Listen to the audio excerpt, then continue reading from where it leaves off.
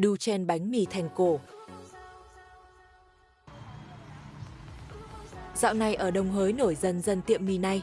Thấy mọi người đua nhau xếp hàng mua, mà em tự thấy bản thân không có khả năng chen lấn nên đến.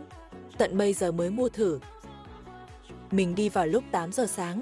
Lúc tới nơi thấy khoảng tầm 10 người đang đợi. Đúng là đời không như là mơ, không phải chen. Lấn thì phải đợi mì ra lò khoảng tầm 15 phút mới. Cứ tưởng đi giờ này sẽ rảnh.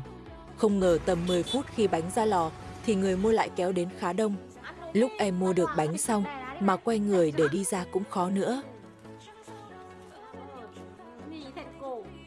Rồi ăn thử đi, có sẵn không? Có cảm thấy nhanh không? Ngon. Ngon à.